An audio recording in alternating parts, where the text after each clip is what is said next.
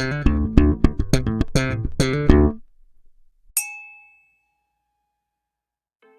you fabulous people, and welcome to another whiskey review with me, the Whiskey Novice. Thank you for joining me for review number 248. We are back in Scotland. We are on the island of Orkney. We are with the Edrington group again. Ooh. And it is Highland Park, the Highland Park Cask Strength number 3. I bought this a while back, and I found it a little tasty. I worked quite hard on it for a couple of days because it's yummy. Bottled at 64.1%. I'm just going to say non-chill filter, no colour at it. Why not? And it's been a while. It's been a while since, I would say, I'm actually going to go as far as saying that I would say there's a few of us have probably written Highland Park off. I wouldn't say I wrote them off early on, but you have a few. They released an awful lot of whiskey at a time. It just seemed to be every week there was another Highland Park in the market.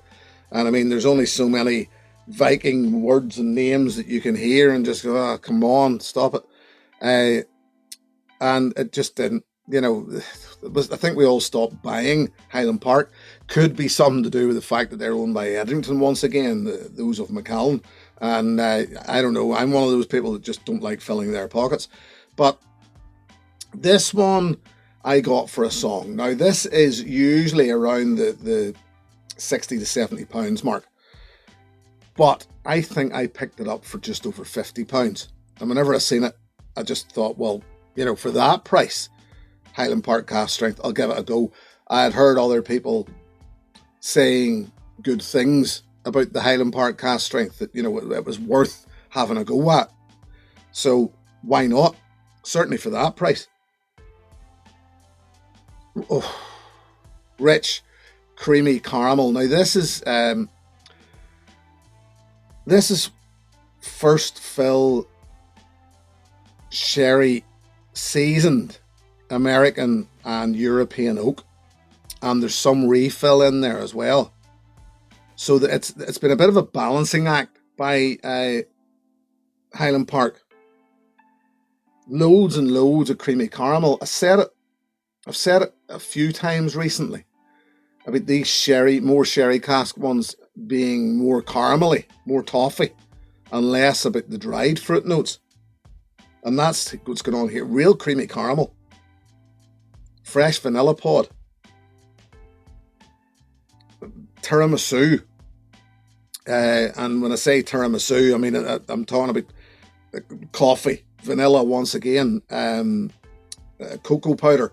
That all of those notes go on, and it actually works to the point where whenever I nose this, I went, what does this remind me of? Tiramisu, because the alcohol's there as well at the background of it. For 64.1%, the alcohol does not offend on the nose in this. Brown sugar, toffee and chocolate. It's another one of those puddings in a glass. And that 64.1%, you would think should be almost lifting the head off you, but it's not. It's definitely not.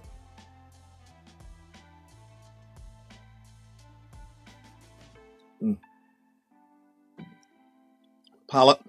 Really rich and thick.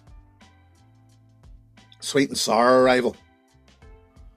It's a slight mustiness, but it feels like almost like a barrel mustiness. It's slightly dank wood, but not. Yeah, it's just like dank wood. It's like a dunnage almost. More brown sugar.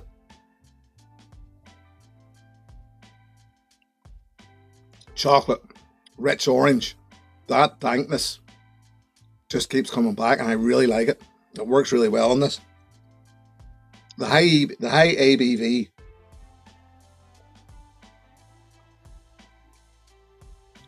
is noticeable.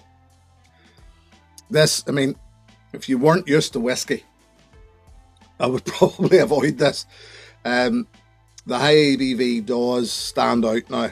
It does go a little hot.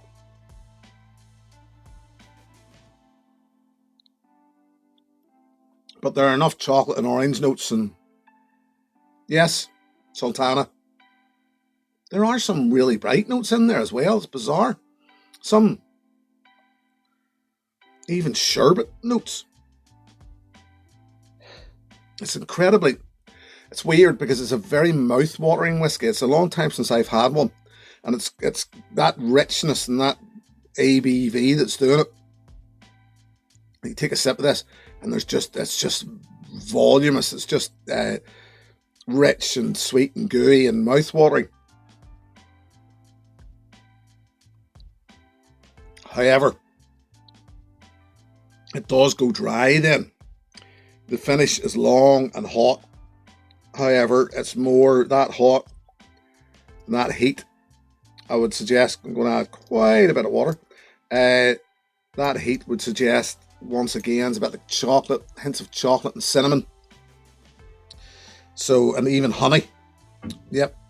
There's memories of that honey, of honey hanging around. So it is, it's good.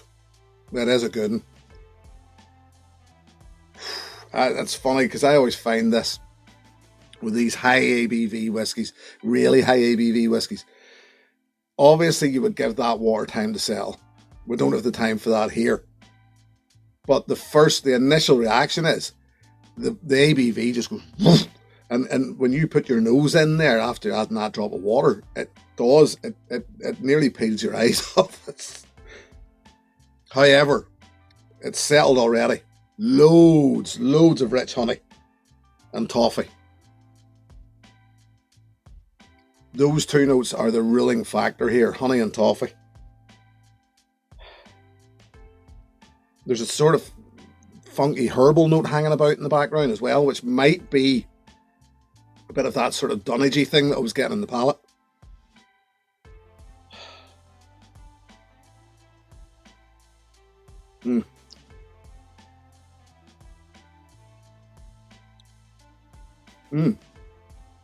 Remains mouth-watering. Orange. Yes. Slightly herbal on the palate. Yeah.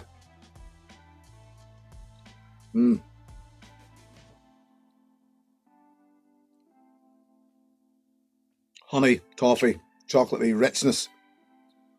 And the finish, still long. Still a bit hot, but it's still got enough of that honey-rich toffee sweetness going through the background to sort of calm that heat out of it a bit. Lovely. It is lovely. And at that price, whenever I picked that up, as I say, it was just over £50.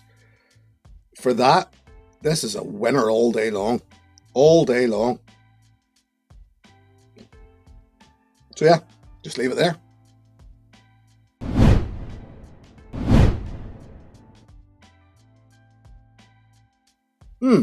So this is the thing about it is then, great whiskey. It's a bit of one of those sort of snapshot whiskies because I don't know how many of these there are, but when this is number 3, you can guarantee it'll come and go, and that'll be the end of it. It'll be gone and away.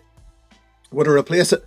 Probably not this one. I would likely just for the 60. If I seen it for around the £60 mark, I would probably just buy the number 4, and work my way through them. As a matter of fact, I would maybe do it while I still have this. However, it's still one of those whiskies that I sort of look at them and go, well, look, do I want to keep replacing? I don't know. Anyway, what would I suggest to you as an alternative? Struggled a bit with this because it's been a while since I've had a big hitter like this. However, I knew it did remind me of something. And it's a bit... So here's what I'm going to offer up to you. This was a single cask from Ardent American. This was one of Roy Duff's single casks, the Aquavitae. But I'm just putting that out there as cask strength Ardent American because this is what I had, and this being 55%. I'm glad I've got binoculars.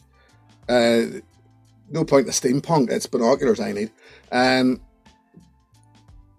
Yeah, so I would suggest to you maybe cask strength Ardent American.